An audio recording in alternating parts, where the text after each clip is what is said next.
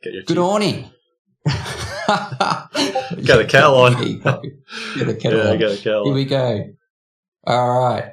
Good morning and welcome to episode 15 of the Arisen podcast. My name is modangy and I'm coming to you live via the power of a way vessel all the way from Australia here at 5:30 in the morning. The other fine host of this podcast here is the back-to-back Orna content creator of the year, Mr. Floor 600, Mr. 10k attack, the Amity Hunter, hero of Aethric's first T10, the most attractive man in all of Scotland, the Orna legend, Mr. Shabash. How are you, Mr. Shabash? Morning, Dangy. I'm fantastic. Really happy to see you. 5:30 in the morning, man. Look at this dedication, and you've just come out for a 1 hour meeting as well with the team as well. That's so it. to jump on the pod with me, yeah, that's what it's all about. Very, very excited. Yeah. Awesome, mate. How are you doing yourself? Doing well. I was going to complain about the weather because it started out, my days are starting around 8 degrees, but they're getting up to above 30, so I shouldn't complain too much. You look like you're dealing with much different climate than me right now. Yeah, 8 degrees. I wouldn't mind that just at the moment. It's dry. We actually had really high pressure weather here, which is pretty rare for Glasgow, but it's dry and cold as opposed to mildly cold and damp. So, pick one really. But it is a bit chilly. I believe those Discord noises may be coming from my setup there. So bear with me there for just a moment. Can't be having Discord noises. Yeah, I can't hear any. Nobody send me a message, all right? But yes, that temp doesn't sound too pleasing, mate. I bet the wind chill coming through would just cut through you right now. We can see your Discord screen, by the way, instead of the cameras. Yeah, it's fine. People can get a look at our secret chat. Yeah, a little sneak peek, hey?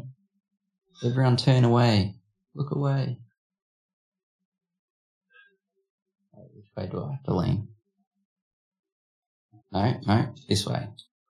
There we go. Do you know what this is, Dangy? It's because we were talking about streamer mode, and I had to turn it off for a second to search for your picture that you couldn't find, which you found after I turned streamer mode off. Can you turn it back on? I don't know. I forgot how to do it. Yeah, gotcha. Well, that's going to be a good bit of fun. I don't know if you can't shut Discord and reopen it. Streamer mode, there you go. Enable streamer mode. It's just in the settings, mate. Just go to user settings and click on streamer mode. Done.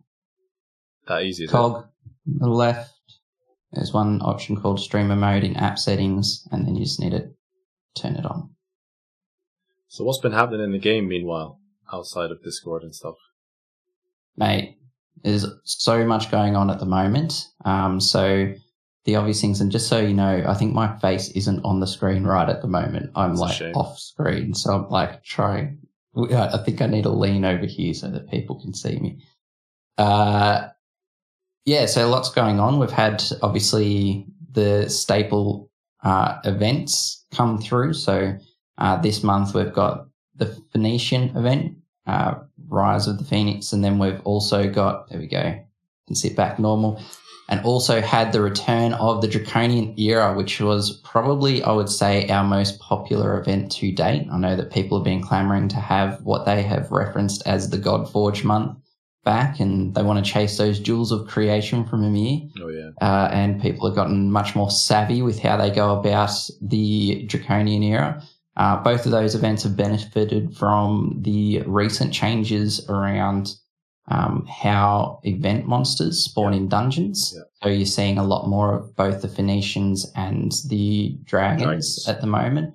So it's chock-a-block in those dragon roosts there. They're absolutely flooded with the event stuff, and then normal dungeons, you're seeing dragons left, right, and centre. So it's a good bit of fun for the staple content that's going on in the game right now. Draconian Era is ending in... Did it end yesterday, actually? Is my memory being tested? It ends in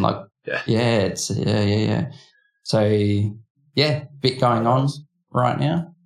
Two very regularly requested events. The Phoenician one primarily for a follower, I believe, but still a regularly requested event.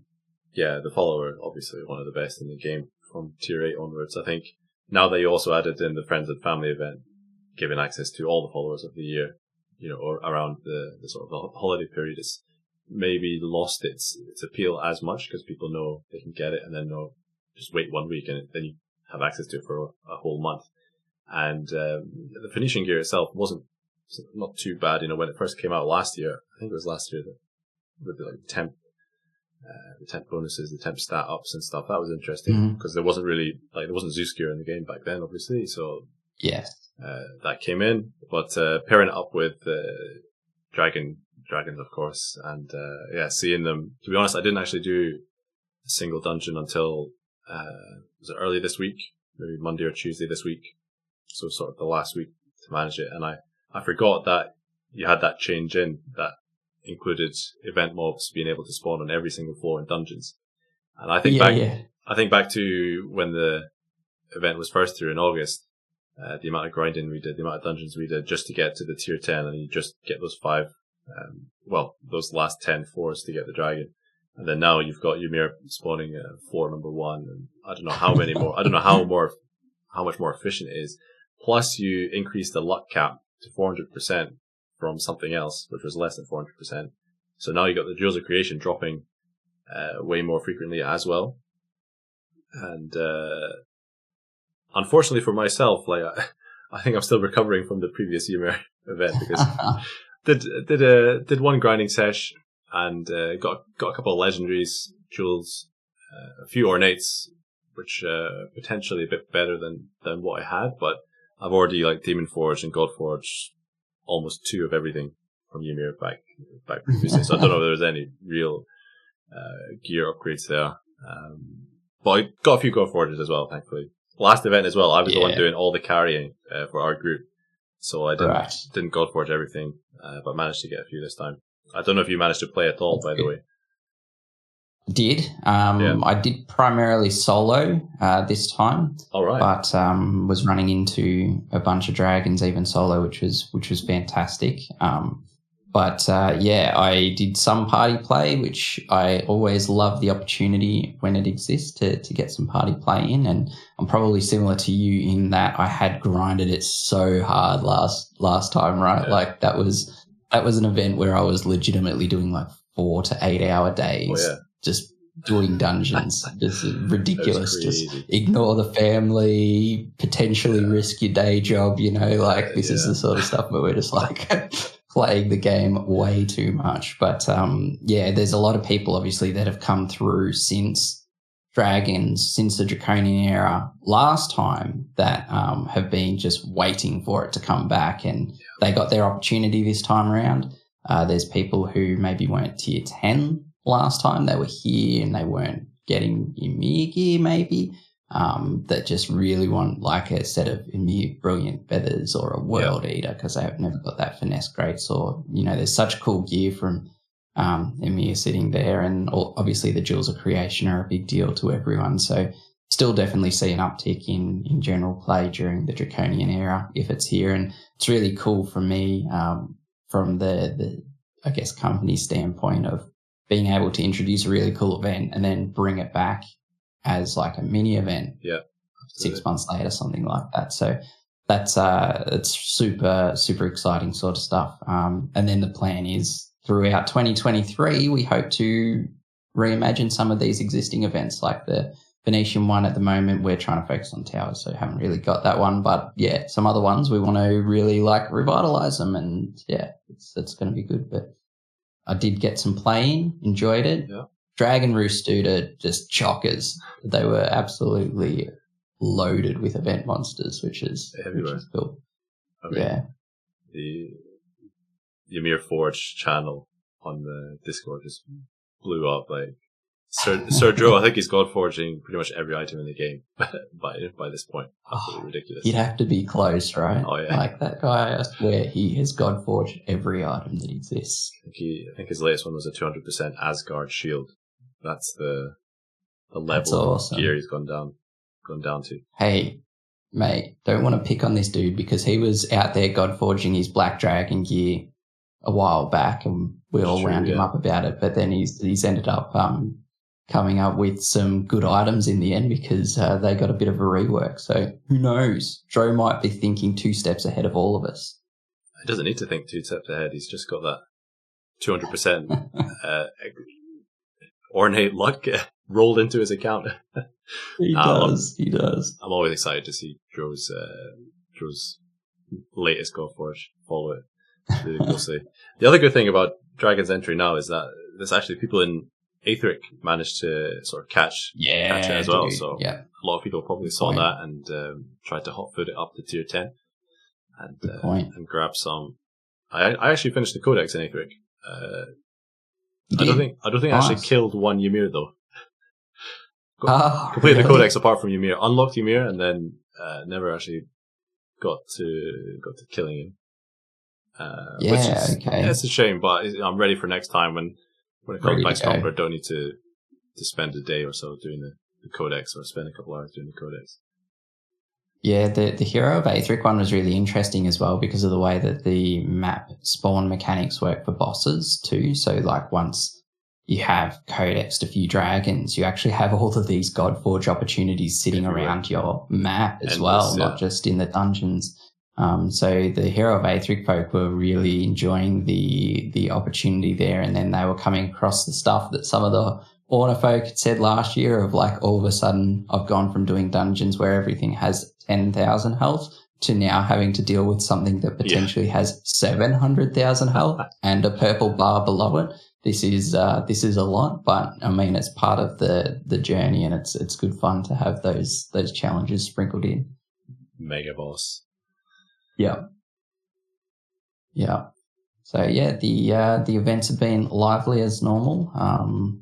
Got good stuff. This rhythm of having a big event and a mini event is running well, I think. And then we have Other Realms coming again very soon. What was the date on that? That was or 26. Yeah, 25th or 26th, depending where you are in the world. If you have not seen that Other Realms is going to be running, just jump on the main Discord or Orna, I believe it's there. And you can, subscribe to the event. I think it was shared on Orna Legends Discord also via announcement channels. But yeah, other Realms coming. So that'll be a bunch of fun. And will that be for Orna only, or will that also be for Aethric? I believe both, but I don't really want to be quoted on that just yet. I know it's another public test, so everyone write it down. And Dangy said, I think that it is, but I might find out and get back to people on that one, just because I think it is like the hopeful final test on this one, so that we can automate them. Yeah, boss man's there. Oh, there GPS only. GPS only. There you go. Okay. So it's GPS only. So you can play it on Aethric if you just put your location on, basically. so just in Orna, the GPS RPG for that extra clarity, hey? But yeah, hope to have that ready to go and shippable for both pretty soon. So hopefully it will go into like live 2 weeks mode cadence or like regular cadence, whatever you agree on. The 15 days was something that we definitely had put out there, and we are unsure if that is definitely what we'll stick to, just because we've got to watch the fluctuation of players coming in and out when there's too much there, and see how much we can hit them with at once without being too much. We've got Towers coming out, we've got other things coming out, we want to redo some events, so just got to make sure we hit that mark properly, but we're going to be open to the idea of not setting that solidly in stone straight away. Right, flexible. Yeah. I think like the feedback that I'm seeing from people a lot at this point is that they're just like, I just want it to happen regularly. Yeah. I'm like less holding on to this 15 days because I haven't even got it at all. So I just want it. Can we just have it to start with? So we'll see how that rhythm works out as we go live with it.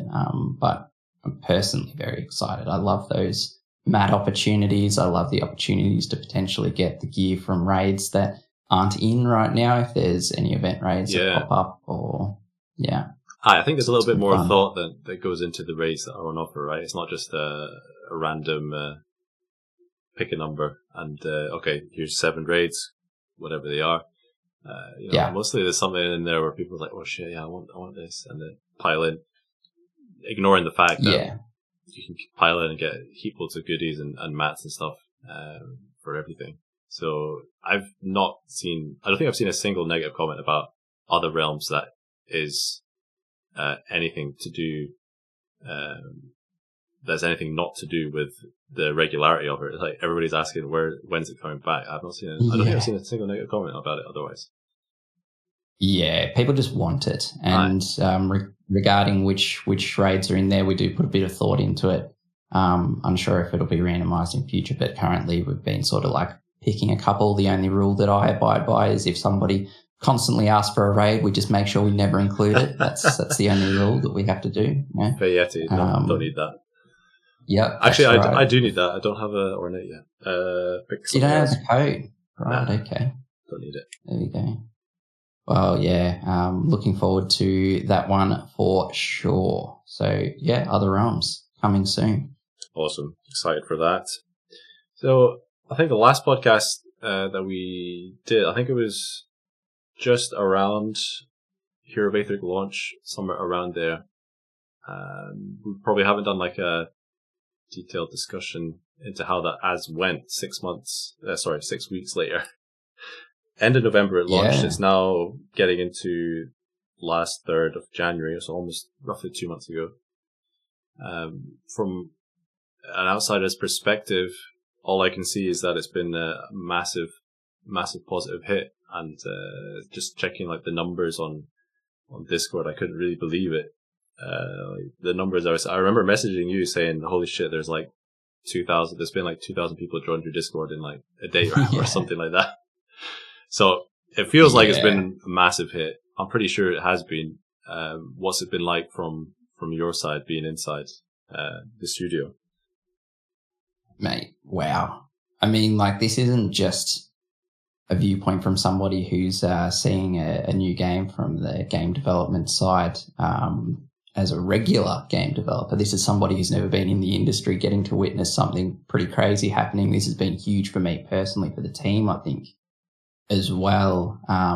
What we expected is that there would be some uptake from our Orna users, and we expected, we've got fans that exist out there who maybe don't want to be forced to move about to optimize their gameplay. They prefer a game where they can move their character around by touching the screen or joystick or whatever. They just don't want to be GPSing. And we thought that there'd be some uptake from people who know us. I don't think anyone really expected the boom that happened. This game, I think like one of the metrics was around the unique installs, which is to do with users who have installed the game, not on the same account on different devices, but rather different accounts. So this is talking, say, about a Google Play metric, and it hit 500k unique downloads in something like 5 weeks, 6 weeks, which Orna took like a year or something, I think it was, to do that. So, notably, there's already an existing player base for Orna that would get this one there, but this doesn't seem to be in any way cannibalizing Orna users, really. It's like a whole different player base. Like that Aethric player base exists there kind of as its own thing, and it just really, really exploded. And it was, I remember like daily we're catching up. We're like, oh my God, we got like 1,000 new installs. That's crazy. Next day, holy shit, we got like 3,000 new installs. That's crazy. Next day, 5,000, 10,000. Like it was like just going up each day of like how many people were downloading it every single day. And it continued on a trajectory. And now it's like, it's doing well. Like it's, it's great that it had its base, like Orna was such a solid base to work off that it means that it's like a pretty fleshed out product. Although it's in early access, like it's something that had a good base for players to start with. But holy cow, that thing boomed. It boomed. Super exciting for sure. I mean, a big thing having like a already pretty polished game with pretty much lots of content, class system, gear system, that's all kind of set up and ready to go. It was just waiting for that kind of world map based system to move around in and explore. And something cool coming in the next update is you can actually visit tiers higher level than you, but you're going to face monster aggro, if I read it correctly. So I'm really interested to see how that goes for new characters. Yeah. It's so cool. It's so cool. Definitely seen it, and it's awesome. But keep going. No, I mean, from my perspective, I started kind of noticing it from the content side. Is like, I knew I wanted to get some, beginner guides, videos up for Aethric and that, but I don't know how many videos I did, maybe 10 videos or something, and then my average views went up like 300% or like 400% from the previous 28 days or something. I'm like, holy shit. So, and it's a lot of unique players, and unique viewers coming and watching. So there's definitely, must be a massive influx of just like new players. And you see it on Aethric Discord as well. Like, the amount of people saying, hi, new here. Just installed the game. Really love it. There's no ads. And then, I think 99.999% of people in that Discord are super friendly as well. So, getting involved in the community and, as far as I can see, having a really fucking awesome time. Yeah, for sure. They are very different. It's very interesting. That Discord server is like a microcosm of the communities and for both games, right? Like it's not the full representation of both, of course, player bases, but it is just interesting. And with that one, we sort of we let it decide its own direction rather than decide let's build this exactly as the Orna one exists, because we know how that one runs and how players like it and whatever. Kind of like, let's just sort of like leave this kind of blankish and let people work out their way. And that Discord server's just, it's interesting. Anyone can jump in and have a look at it, how that's running. It's definitely a bunch of new people for sure.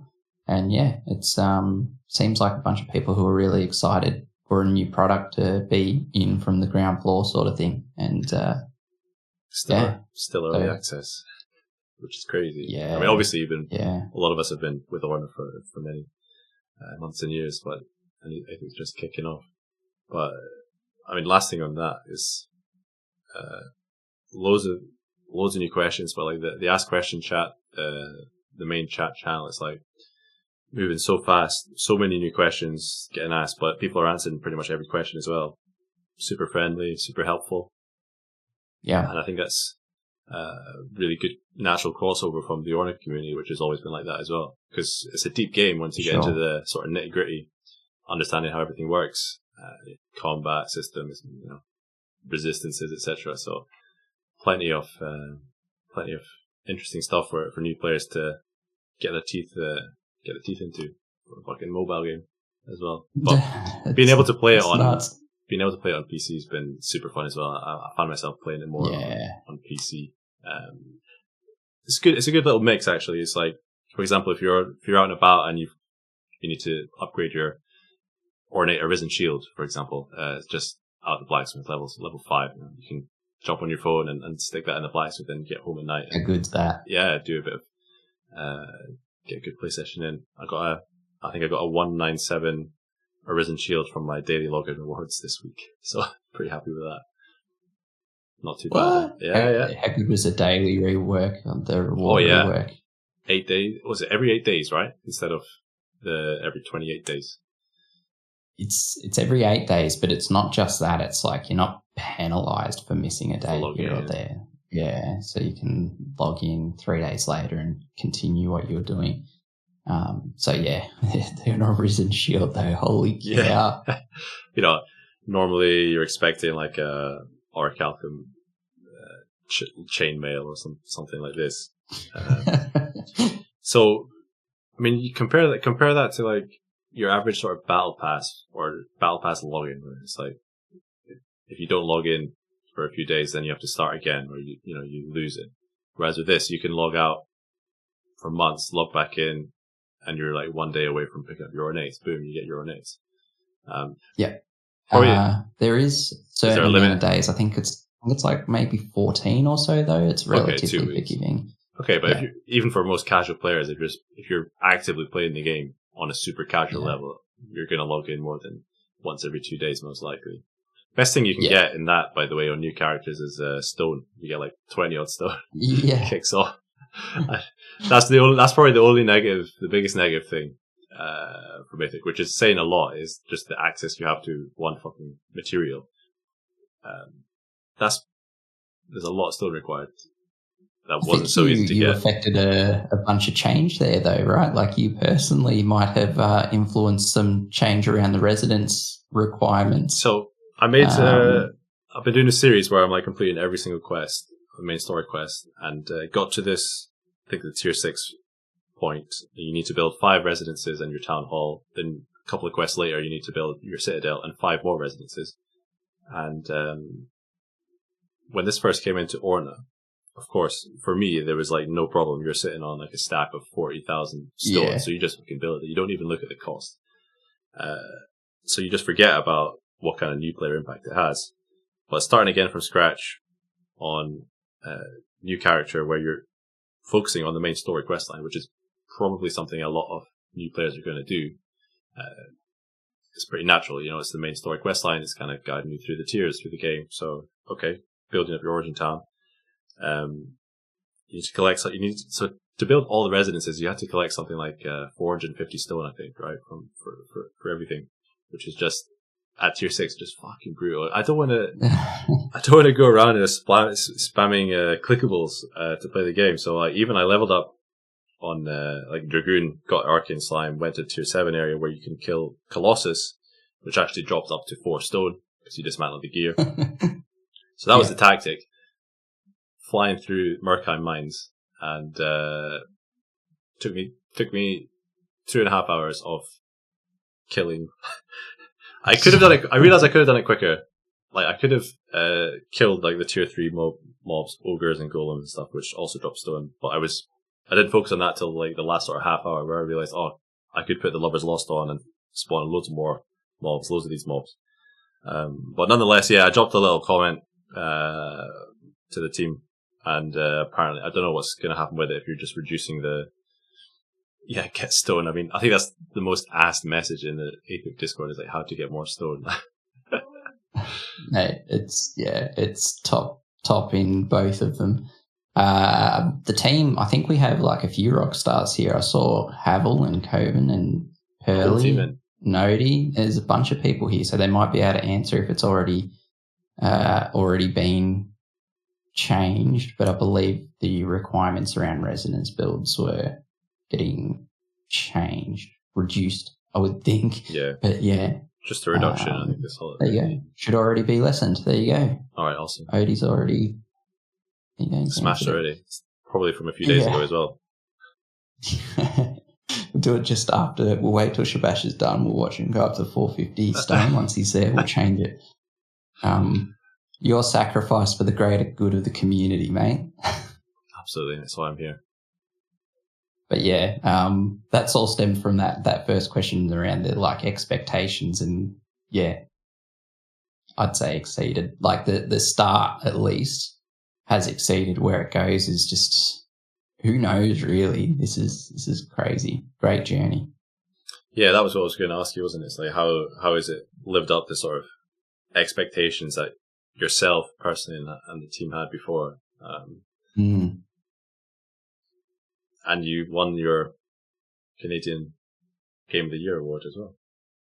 Dude, yeah, That's like a massive everything. thanks to the community. I can't believe that. Like I've told a few people because the games that we're against now, I don't know what the voting situation was with other games and whatever, but I just like am personally taking that as a absolutely monstrous win because we were up against like, I think what was Age it? of Empires 4? Age of Empires, Warframe. Dead by Daylight, I think, was another one. Like these games, we saw that we got nominated. I was like, oh, our community rocks. They got ahead. They got into it and did a heap of voting for us. And then we saw the games were against. So we're like, well, it's awesome that we were nominated. You know, how good is this? You know, fantastic to have at least been nominated. And then when we win, like, what the hell? That is crazy. So I've been bragging. Oh my God, the cat's going to rip stuff down. Yeah, I've been bragging about that one for sure. That's a massive win. Award-winning studio, Northern Forge. How does it feel to be a part of it? Mate, it is. Yeah, it's sensational. So yes, there you go. Yeah, definitely exceeding expectations for sure. Ah, that's awesome. And what has surprised you the most in terms of player behavior and feedback for Aethric? I think, like in terms of like player behavior, this is one that shocked me but shouldn't have. I should know better.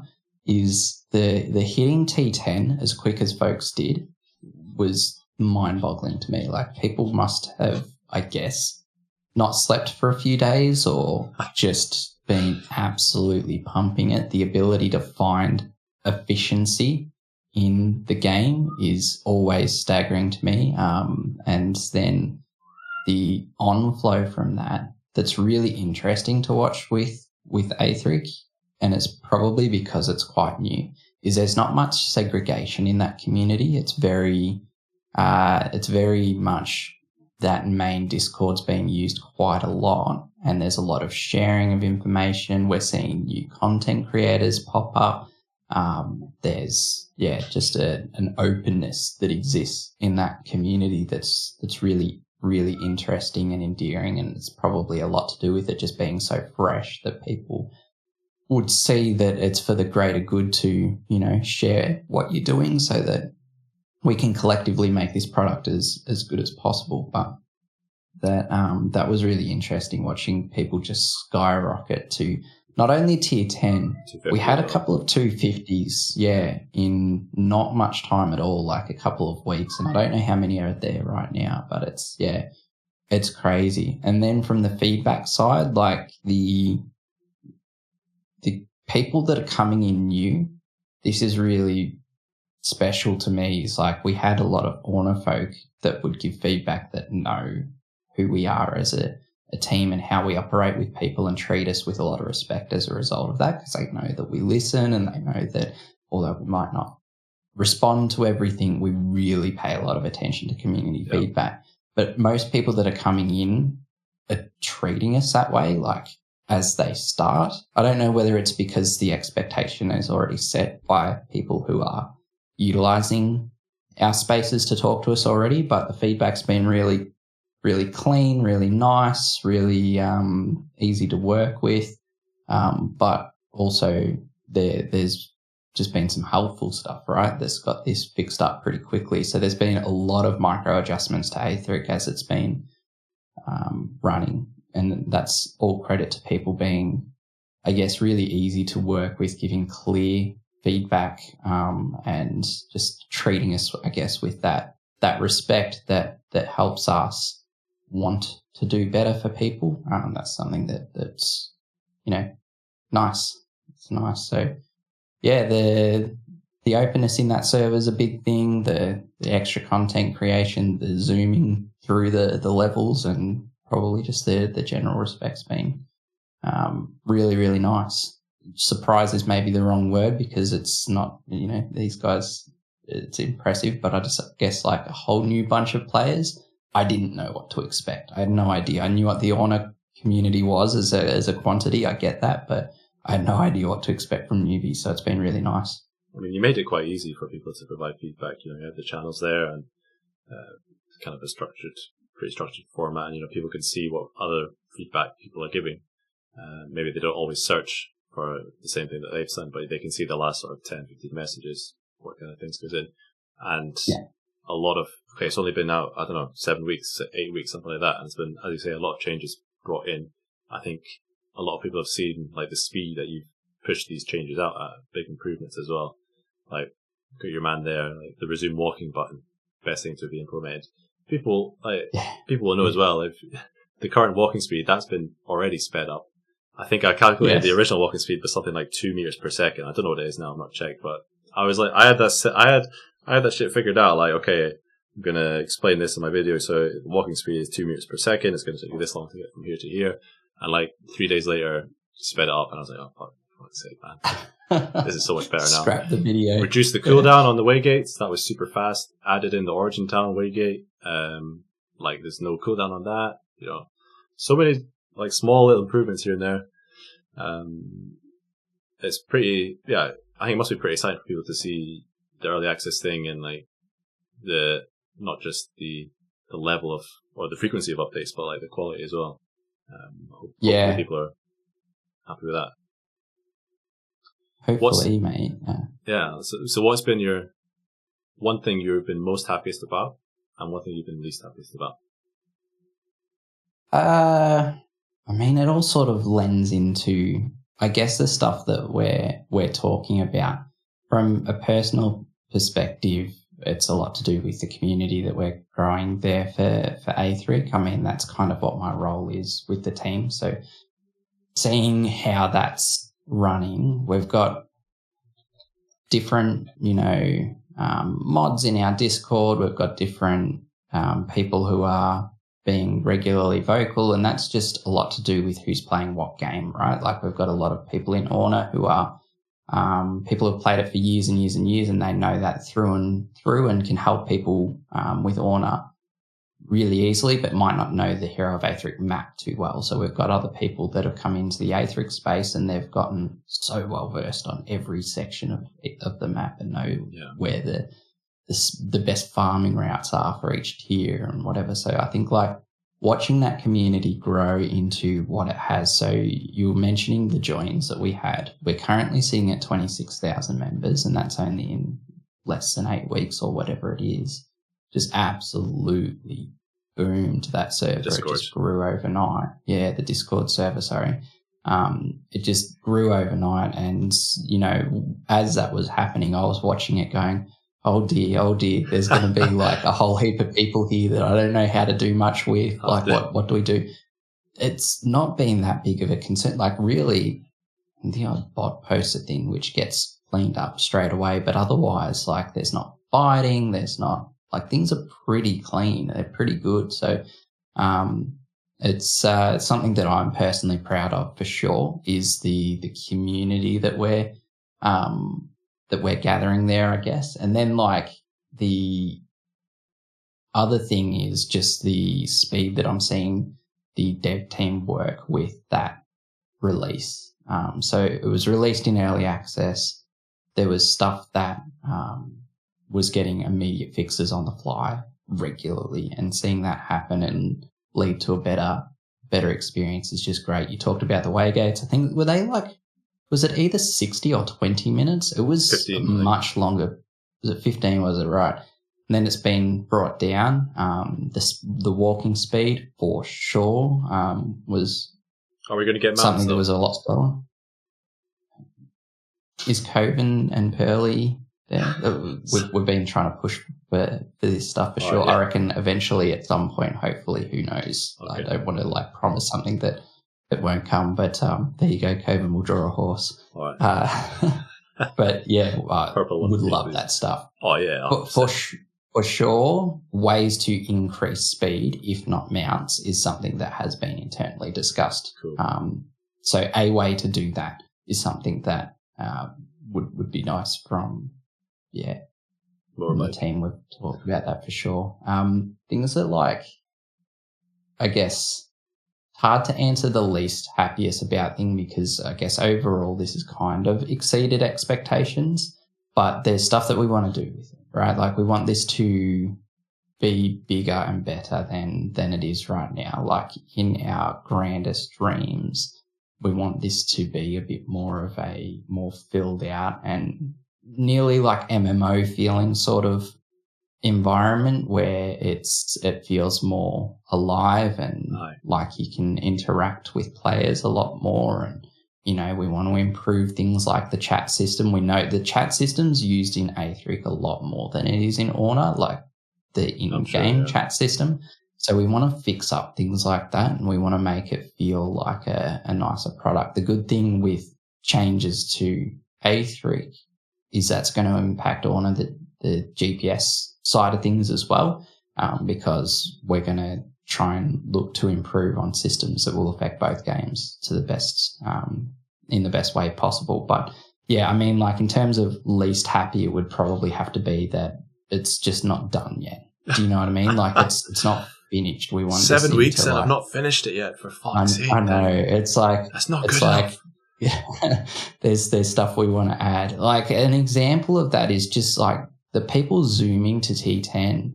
They got there so much quicker than we probably anticipated, because that area isn't as filled out as it could be. And clear example of that is a spot to respawn within the T10 area. Or the lack of tier 10 town. That's what I mean, yeah. So the spot to respawn would be the town, yeah. So that sort of stuff, it's not that it's like ultimately that upsetting, but it's just like, wow, you guys kind of pushed further than we thought that you would. We should really expect that, I guess, because our games attract a certain type of grinder. But yeah, it's definitely something that we're not satisfied that it's done yet, for sure. So that's something that we want to keep working on. Good way to spin a negative into a positive, mate. You sound like a manager or something. You'll go far. Community management positions. I think the thing, back to your first comment about people going to tier 10, first of all. So in my push to tier 10, I didn't really start until like 2 days in, and then I haven't had a gaming session like that in a long fucking time. And, really? I was playing while I was working. I'll admit I had 2 laptops up. I have a personal laptop, and the actually requires surprisingly amount of focus and precision to grind at the most efficient level. Compared to Orna, where you can just smash the same button in dungeons. In Aethric, you do, at least with BlueStacks or other emulators, you do have to have quite accurate mouse precision. So doing the same thing over and over and over again, I was fucked at the end of that week. I felt like absolute shit. I never did I didn't do any all-nighters or anything like that, but I did like 4 all-dayers in a row. Really? That's I awesome. couldn't open my eyes at the end of it. That's so good. And haven't leveled up since, but super fun. I just had loads of fun with it. But I think that's so cool. I think the best thing I've seen is just speed of updates and things like that. Major bugs getting fixed immediately. Game improvements. We've talked about the lack of stone getting fixed as well. Pretty quick. So I think overall for a start, I think it's only positive. And as you said, the amount of crossover the 2 games have, Orna and Aethric, that can only really be good things for both games, both communities. If people decide to stick to one or the other, it was something you tried to, or you all tried to expand on. At the beginning, it was like both games will be developed simultaneously. There'll be like crossover between both games. There was, I guess, some sort of pessimism involved, like, oh, they're going to leave Orna alone, or those were some valid concerns you could say, but hopefully development of both side by side continues to bring in some positive fruition to everyone, the entire player base. And I don't know, speaking about updates, there's a big one coming, right? Mate. Huge. So you've got like a tasty little background to the podcast today, yeah? So your man, Mr. Coven official, some fire artwork, these towers in the background, that celestial theme. Really, really awesome. Really excited. So you have 5 titans, 5 towers coming up. You've been building the hype for actually quite a few weeks, on the Discord and that. Hype puzzles, screenshot teasers, the usual, sort of thing. I've had the privilege to be able to test some of this stuff in alpha as well, so that's been super exciting. And I believe the latest post is like, is it going into closed beta on Monday or something like that? The Hero of Aethric. Hero of Aethric as well. Yeah, I think we're doing the Hero of Aethric one on Monday as well. Oh god, I always do this. Get my dates muddled up. I think that one's Monday as well. Going out together. Yeah, we're doing closed beta from Monday. Both betas on Monday. Yeah, nice. both betas on Monday. So there you go. So dude, this is huge. So basically, these betas, like anybody who wants to test, or if there's space for people to go and test, they will be able to, right? Is that correct? So closed beta is patron tier 2. And then open beta will be following that. Okay. Is that what you're asking? Yeah.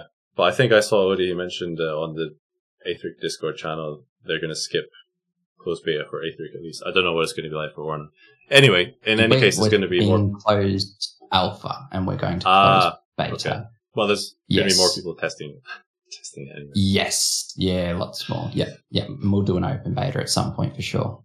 I mean, there's a lot of things there's so many things to test actually when you think about it. It's like, because I've played towers and I've played through the tower and I'm like, all right, that's cool. And then you're looking at all these classes and I'm like, I want to play every single class, but I just don't have time to play all the classes. And then you look at the weapons and you look at the potential of the weapons and you're like, oh, God, can't test one. So much for sure. But Dangy, you've sent me something to show off here, so I reckon we just play it, right? I reckon we should just play this. Let's do it. All right. Put your sound up, by the way. Put your volume up, boys.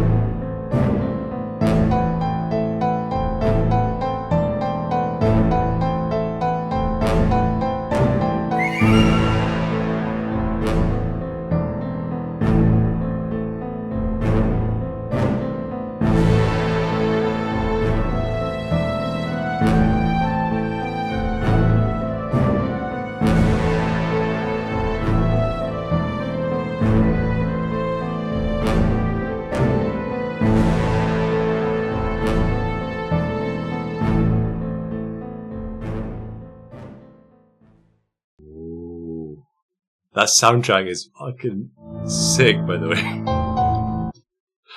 Yeah, good. So that's new music, right? That is 100% new music coming in for Towers, first of all. Yeah. I think that music may potentially get tweaked a little bit, but Marin, our music creator, is making some stuff, and God, I heard that and just got jacked straight away. So, yeah. Marin is working very hard on some cool new things, but a little teaser for Hero of Aethric there. So that's any takeaways from the teaser? Falling Goals Rest. That looks, well, you're cutting around in a Gilgamesh suit, so I'm going to imagine that's the tier 10 area. And some kind of... So with towers in Orna, so far you can actually build up stuff in your origin town, and it looks like there's the Titan workshop there in the new place where you can build out your almost the entire origin town towers experience, where you can build out your classes or purchase your classes, build out your weaponry, upgrade your weaponry, and then build up your towers there. So you've got broken down towers you're going to build up from scratch? Somebody's actually done work there. They're actually building them up already. You didn't click on the stone, by the way, when you walked past it. No need That's anymore. Really triggering for somebody who's gone through the residence quest. Hey, yeah, dude. So, I mean, new area. Some towers in that area is definitely a thing. So we're not in the clouds anymore in tier 10 in Aethric. It's tier 10 zone. That is the tier 10 zone. Am I right? It's a tier 10 zone. Oh, it's a tier 10 zone. Oh, okay. Yeah, so there might be new places that you find these towers in the Hero of Aethric map. Holy shit. Yeah. There might be a cool little spot that tier 9s can interact with some of this content. Let's not forget about the tier 9s. Let's not forget about the tier 9s. Might be new music coming. Things are exciting. So this is by the same composer who has done the Orna soundtrack until now, is correct? Yeah. So got him on deck to do some cool new stuff and creating better than ever tracks, it sounds like. This one absolutely love this one. It just makes you want to fucking go out and smash some Ymirs, you know? I watched that video way too many times just because of the music alone. I was just like, I'm walking. But yes. It feels so good. But yes, very, very, very hype for our Hero of Aethric crowd. Seeing new little sections of map is probably peak hype, I would say. Yeah. So this is exciting stuff, but definitely it's going to close beta for both games come Monday. One of the things with closed beta is that's patron tier 2 for the Northern Forge Studios one. There's a link in the announcement for it, I believe. But just for anyone who is wanting to do that, no obligation whatsoever. But if you are doing that, try to get in prior to Monday because it's a lot less hassle for yourself. Anything that's done after the closed beta already goes live requires a manual process to sign you into it. If it's prior, then you just get added. So try and get that set up prior to the Monday just so it's easy as possible as it can be for yourself. And then we'll go to an open beta, hopefully not too long because we want all this stuff hopefully out next month. February 2023, Towers of Olympia. Probably the biggest kind of, let's say, endgame update since, I don't know when. Party Play, maybe? Was Party Play 3.3? Or Amities, maybe 3.2. Yeah. In any case. Amities, yeah. I think Amities last year, May last year. I can't remember what 3.3 was. Anyway, new content for Tier 9, Tier 10 players. Essentially, the way I described it in my sort of preview video is like the tower itself is like an endless dungeon in reverse. You're climbing the tower. The guardians, floor guardians, are getting more powerful as you go up the floors. There can be like a mix of fights. You can have solo fights, you can have horde fights, and I think the biggest thing I found was being as flexible as possible to each of the possible scenarios. Kind of gives you the wider chance of success going up the towers and getting the shards, getting the currency. Everything you do in the tower is kind of geared towards picking up tower shards, which you use for pretty much everything in the tower build, in the tower workshop, the Titan workshop system. And then it's a massive risk reward thing because if you lose a fight, you basically lose at the moment like half of your gained tower shards for that tower. So you kind of drop half of them out of your pocket if you get chucked out if you don't manage to defeat someone. So if there is like if you only have hard fight options, you're like, maybe I'll drop this. And if you manage to make it to the final four, there's one of the Titans, which Copen has fantastically showcased. You showcased all of them until by now, and they each drop sort of augments. But the fight itself is interesting. It's a big raid, but the most interesting thing about it that I found was the damage over time limit has been massively increased. I don't know if there even is a limit anymore, but on these Titans you can actually use things like blight, and so if you're not necessarily very strong in damaging them, you can still find ways to defeat them. Dot builds. There's always somebody who wants to play a dot build, and it's never really been viable, but now it actually is. Proc all the dots on this Titan. It might be one of the quickest ways to kill them for a lot of people.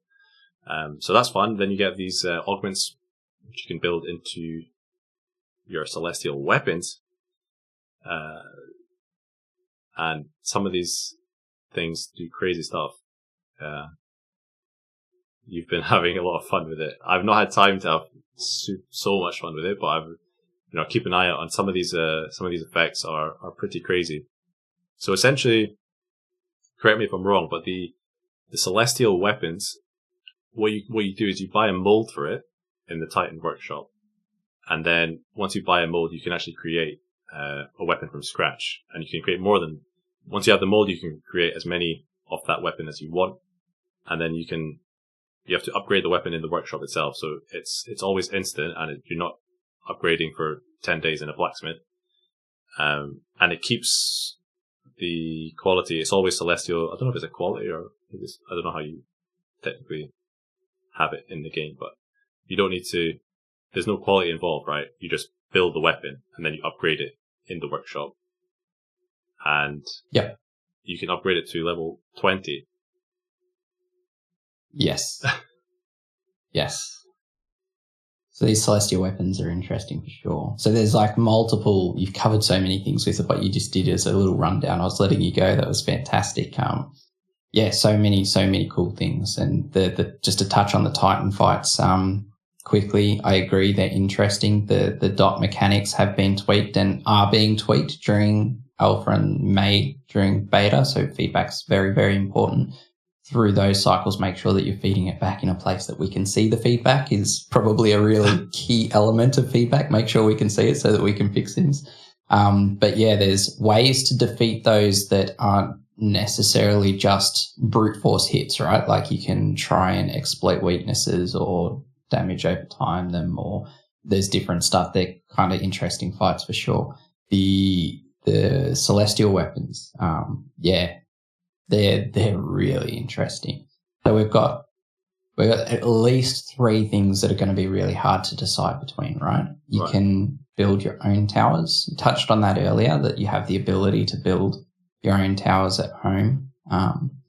You can, not just build them, I should say, you can also upgrade them. So you can build them and then expand how many floors you get in these towers at home.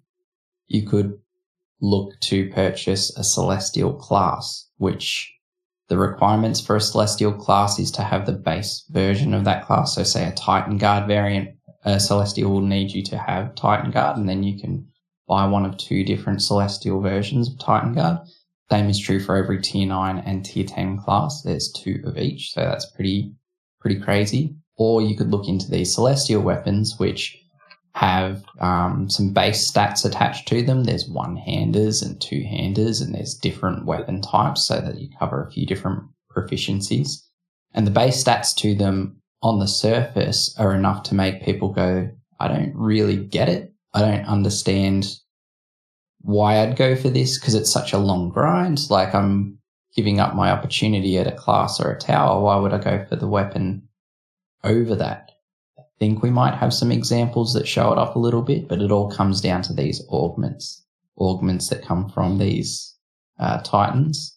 So the augments... Go ahead. There's one kind of technicality which I didn't actually pick up on until recently that I was thinking about what you said. So you call these augments rather than adornments that you're putting in these weapons. Can these augments are they only able to be used in celestial weapons?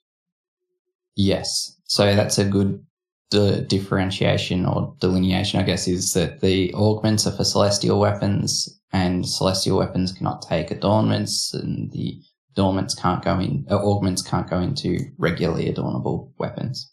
Yeah. Okay, that's a good point.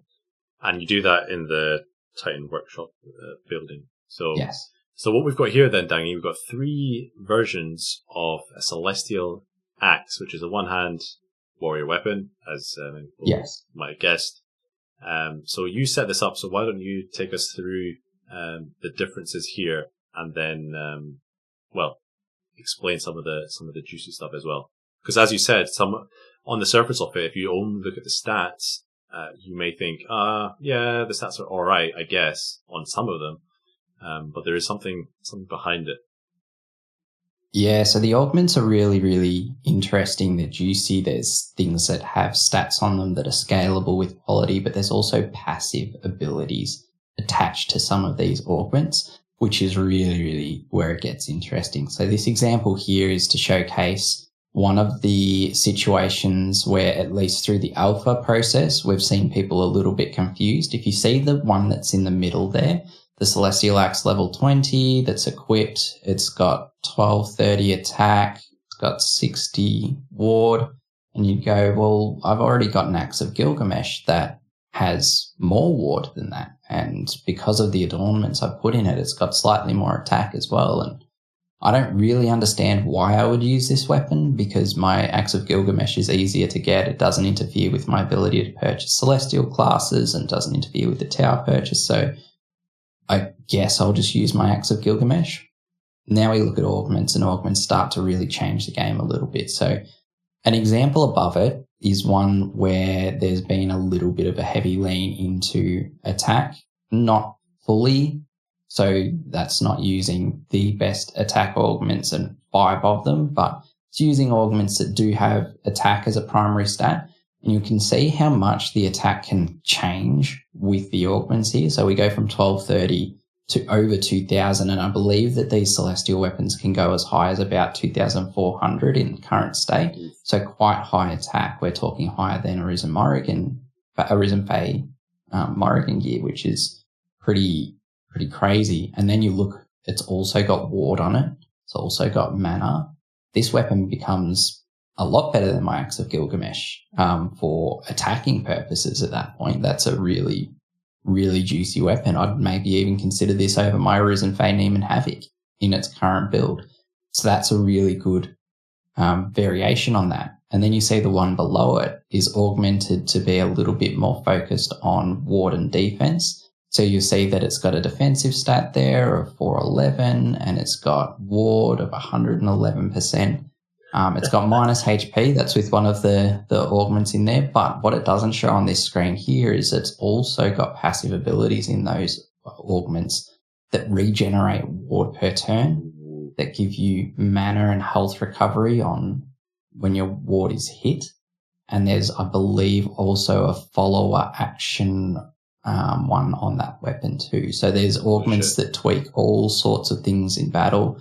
Follower AI, there's crit effectiveness, there's a lot of the passive abilities that you can imagine with Amities, plus a couple of extras, I think, that are built into these augments. So the celestial weapons start to really stand out if you're going to invest a lot of time into building out something cool.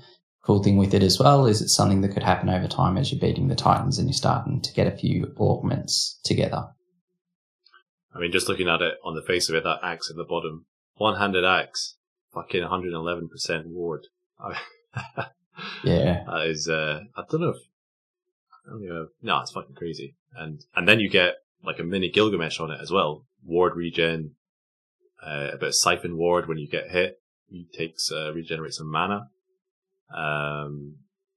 And these augments with different passives, they can stack, right? Mm-hmm. So yeah, you can have different passives. You can have all 5 be the same passive, or you can have 5 completely different ones all working synergistically. Yeah. So I don't know. I can't remember what regen percentage is per turn. I don't know if you know, but if it's like 2% or 3%. 2% times 5, 10% ward regen. I mean, stack that with some Amities that give you 5% ward regen, stack that with Cataphract, stack that with Gilgamesh. I mean, you're going to be able to maintain like Spike Shield 3 without losing any fucking ward. Crazy stuff. Pretty crazy. These are with some pretty good augments. So there's augment quality rolls, which will affect stats like the ward percentage on that augment or the attack number on that augment, that sort of thing. Oh, you've got examples. Great, cool. Okay, so we can probably just click through a couple of these, and these ones that we'll see here won't show any passive abilities. In the current state of things, augments with passive abilities, with some of the cooler passive abilities, I should say, because some of the passive ability ones do have stats on them, but some with really cool passive abilities currently don't have stats on them, but that might not be the case in full build. We'll definitely gauge keep an eye on feedback on this, because you want to look for quality rolls as well. But yeah, like look at those numbers versus an adornment, man. I mean, 250 attack in one slot. Not too shabby. 8% ward, 8% follower action rate. It's like equivalent to 4 blackened eyes with ward on it as well. Okay, there's a pretty severe sort of lowering HP and this and that. So the thing it opens up is just build diversity is going to be shoot through the fucking roof, right? And as you say, imagine so. Yeah, you could imagine so. The fact that you can use pretty much any augment together that have passive abilities, you can use the same passive ability to stack them up. You can have, and that's where the beauty of having the weapon kind of molds is, that you can kit out maybe 5 celestial axes. They're all doing something slightly bit different. So depending on the content you're playing, you can just swap them in and out and really allow you to kind of focus on whatever you want to do, and give your character some, I guess, a bit more uniqueness as well, because these are, one thing we haven't mentioned, I think, is that these towers are going to be solo play. So it's going to be on you. That's right. To get the gear. You're not going to be able to rely on anybody else. So it's going to be down to you. And you're going to kind of be, I guess, lead your own path, do what you want to do. I'm sure there'll be some meta builds come out of this, meta weapons come out of it. But you're always going to be able to kind of build another weapon and stick in whatever the hell you want. If you want negative 3,000 foresight, but you want a lot of ward, I'm looking at that ornate legs of Themis on the side there. I don't know if you can go below 0 foresight, but if you wanted to, you could. Cool, man. Like the build diversity thing is going to be real, because I think like these that we're showing are ornates, right? Aye. People will have to get ornates, and there's some mechanics built into this stuff around the augment chances the deeper you go. So the towers aren't always going to be a staple number of floors.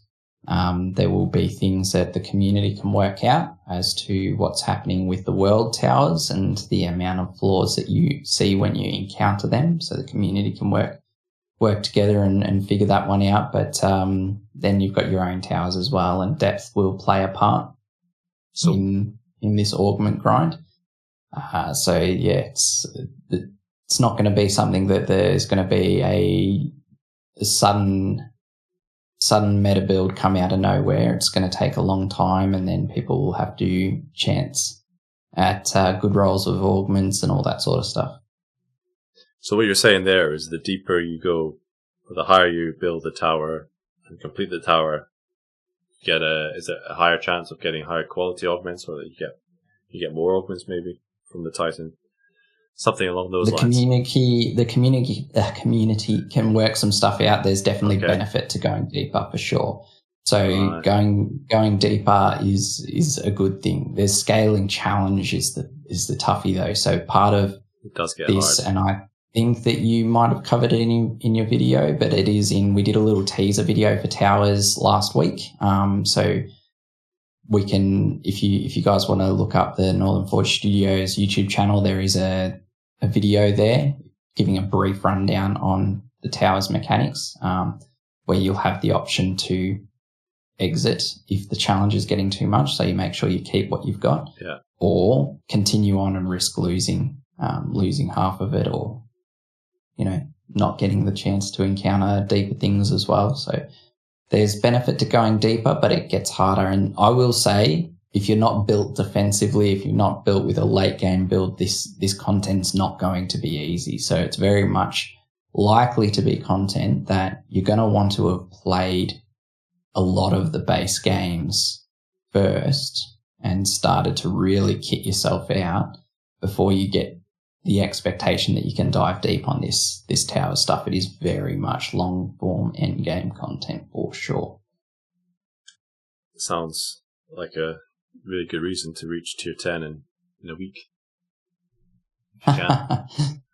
Yeah. No, I'm excited to see what kind of builds come out of this, and I hope other people are as well. I mean, some of the stats on these augments are ridiculous. 200 attack, 100 defense, this kind of thing. Hybrid offense. 17% ward on that one there. Yeah. Crazy. Yeah. 1 HP build's probably possible here as well. Yeah. Imagine that. If you want. And then you get the bonus from having full HP all the time. The attack bonus when you're at full health. Yeah. Going to be hard to swash though, as you said. Yeah, defense focused. Well, you have to play swash maybe with ward in mind. I've not tried it yet, but I've been going with a typical kind of realm carry horde build to test it, and that's managed out okay. I do have 3 years worth of tier 10. How many ascensions have you in your realm as well? Plus 52 ascension levels. That helps as well, I guess. Okay, so that helps. Yeah, that helps. That's like somebody starting with Golem's Fortitude and Bear's Might straight away. That's funny you say that, because definitely. You can start with those temp bonuses as well. And, that's the cool thing. Yeah. That's a really, really cool thing. There's puzzles in there too, which so this is so different and so cool, this content. I cannot wait for it to be in the game. The main thing that holds me back from playing it more and more is because I want it on my character. I want to actually play it on my character. I'm playing as much as I can to give my own feedback, but I'm also I just get in. I need this. This is so cool. So yeah, very exciting. Yeah, it's the same feeling I had. It's I want to test it, but I also want to save playing from an actual real live character. Yeah. Awesome. And then I guess the last kind of huge thing coming is the new fucking classes as well, the Celestial classes, which we've touched on a little bit. But the base of it is every tier 9 and tier 10 class will have 2 variants, which essentially change, some of them change base stats a little bit. Some of them grant you new skills, which you can use as normal on any other class. They act like any normal class skill unlock. I guess granting more choice for skills to use. Things like Ultima 3, Ultima Strikes, these sort of things coming, which is pretty crazy. Realm Strikes 2 as well for the realms out there. And I guess what you've been really going for here is that in a lot of the tier 10 classes, at least, I've not honestly looked too much at the tier 9 classes. But on the tier 10 classes, there's a good mix of completely altering the playstyle of some classes. For example, giving things like Realm the ability to wear warrior gear, which is pretty crazy. Orna has been out over 4 years, and it's for most of the classes, you've been reduced to only focusing on thief gear, for example. And now all of a sudden, all this warrior gear kind of opens up to you, Axe of Gilgamesh, Arisen Avalon leggings, this type of thing. The Quetz ones that give you ward every turn. Ward every turn. Yeah. Luckily, I picked one of those up Awesome. last event. So there's things like that, and then there's things that kind of change. Well, essentially, I guess that's what you were going for, right? Is like you change the way a class is played. Is the essence of it. Yeah, I guess like the really cool thing with these celestial classes for at least the tier 10s is that they share ascensions, right? So you've got 2 realm celestials for yourself they get a couple of changes. It'll be things like passive skills, it'll be stats occasionally, it'll be gear, both the armor that they wear or the equipment that they can, the stuff they can equip, but also the proficiencies that go along with that. So the weapon proficiencies aren't the same on the celestial classes. And what it'll allow you to do is 2 really, really cool things. One is you can just straight up buy some classes for some sick new skills, which was always what you did throughout your journey in Orna. Like it's a thing that you lose once you hit tier 10 and you've got every class, and that goes away for you. But now you've got a long grind where it's like, I would love ultimate strikes. So I'm going to grind forever until I get that deity celestial that gives me ultimate strikes. Yeah. Just for ultimate strikes, and I'm never going to play that. You can do that. That's a cool benefit for some folks. But then the other one is like, you're playing your realm and you're like, God damn it, I cannot do this raid because of the volume of status effects that are coming through to me right now. Like, this is really brutal for me, but I prefer playing base realm. But for this raid, I can swap to this celestial that has steadfast and it wears warrior gear, and I can get away with doing this raid in a different way to how I would normally play Realm Shifter, and I still get the benefit of all of my ascensions. So I can now lean into this different play style for situational content. It's not necessarily that the expectation is that you pick up a celestial and now I'm a Realm Corvus player and I'm not a Realm Shifter player. No, you could be a Realm Shifter player still and just jump in between which ones you utilize for different situations. So that's like a really, really cool thing that it can exist in this future. And I think it's probably also just the important thing to note when you go into doing feedback on this stuff is like the expectation is not that these classes are replacing other classes. It's in fact that you can use them both. You can use all 3 of them. You can, muck around with different play styles. Yeah. Yeah, more options, yeah. Or you can play Gilgamesh without Steadfast. I heard you had fun with that, didn't you? Yeah, there's a Gilgamesh one. So to get super spoilery, there's a Gilgamesh Celestial. I can speak sometimes.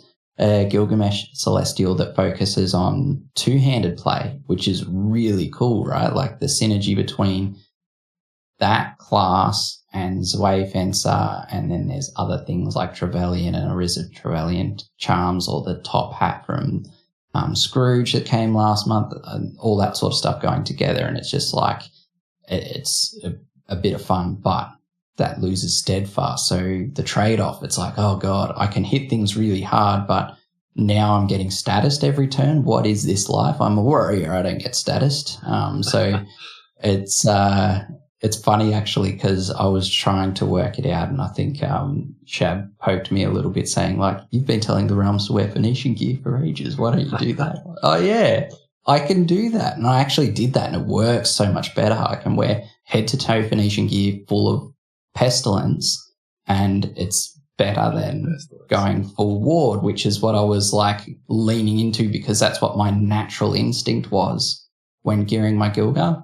But you need to like fight your instincts a little bit and try and gear it completely differently, which is quite difficult. Like it's really difficult when you see the name Gilgamesh, Gilgamesh Hercules. It's like I have to fight that instinct of Gilgamesh. And some of the changes is really significant. For example, the realm one that can wear warrior gear, I think you lose high tenacity.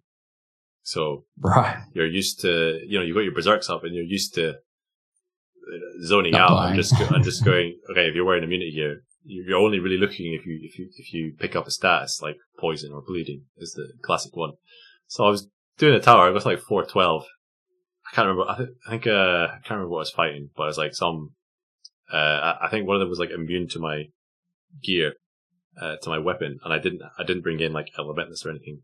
So I just popped like berserk shrooms, all the shrooms, to get my pet to finish him off, and then I was just like Bastion, dead. I'm like, oh shit, forgot I don't have high capacity. Yeah.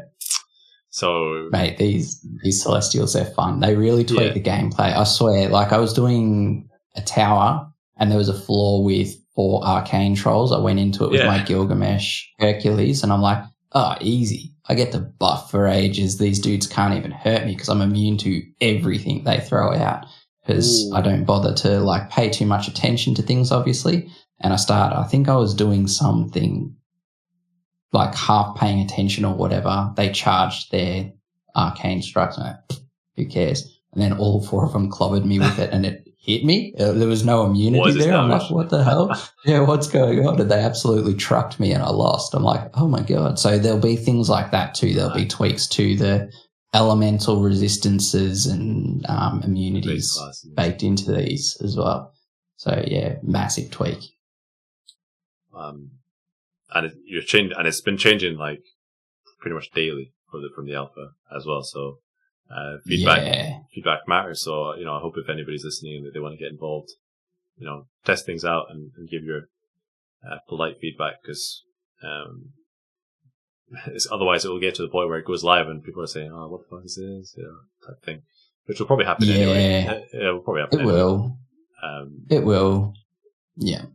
But yes, definitely the feedback, like just mainly so we can see it. Like that's one of the things that we want to work with you all, like we want to make this fun. We don't want to make this painful. So I think one of the things that can happen sometimes, I might like scroll a YouTube video or I might see a snippet from a different Discord or whatever it is. I'm like, oh God, I wish that came to us, and then we don't even need to comment on it, but we can see it.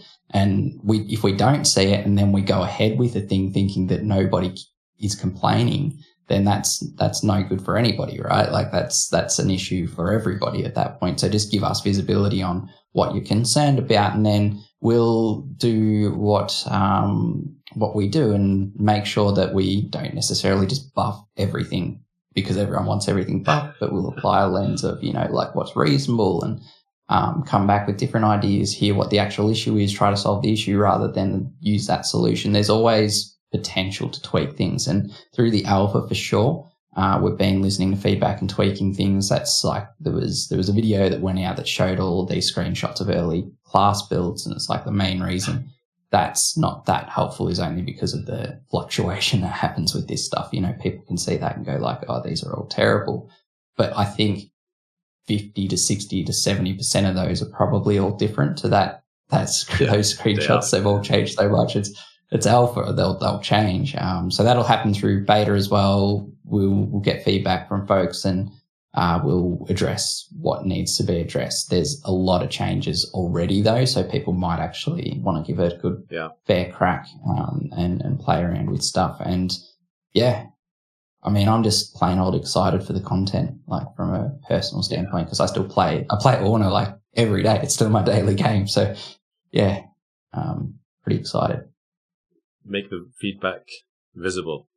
Don't just chat about it in between your mates and in your kingdom. Just get it out there because you see everything as long as it's visible in the public. So yeah, and there'll be feedback channels set up for, if not already. So the sooner the better, I guess. Get you guys working on it. Mm-hmm. Yeah. Like you.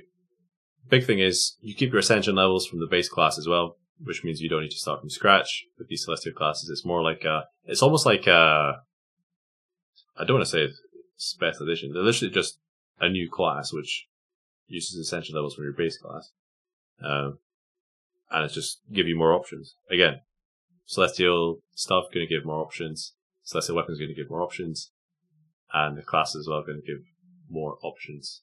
So really kind of expanding laterally on the content, which is super cool. Yeah, it's not really going to replace much. I mean, there'll be the weapons is maybe an arguable one, but because of the variations in them, it might not replace the grind for other weapons as well. But I mean, you still want to get gear from events. you'll still want to get materials for your ascending. You still want to do a bunch of different stuff, right? So this is just another little cherry on top. And I think like the GPS players are going to really appreciate the movement stuff, and the doing it at home as well is something that's going to satisfy other folks. Solo play is just good. It's good for this late game stuff to lean into that a little bit. So yeah, it's just overall exciting. I'm excited. Awesome. Yeah, how's that, mate? How's that? An hour and a half worth of hype? Whoa. I think we've got to go out on this absolute smashing beat from your man. Create it. Watch it again? Yeah, we can do that. No, don't end.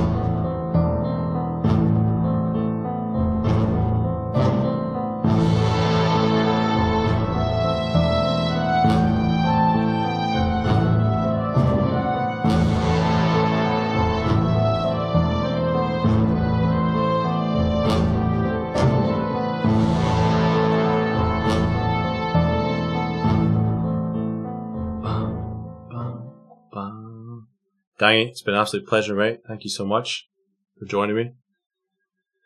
Been the best, mate. Thanks, everyone. I'm all jacked up, yeah.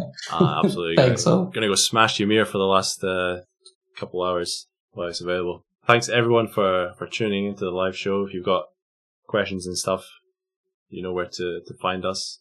Me, Dangy. Dangy's gonna be around pretty much everywhere now, if you didn't notice already. Ping him. Yeah. Hit me. Ping him everywhere. Thanks, guys. All right. Appreciate it. Have a great day, everybody. Thanks for tuning in. Ciao. Bye.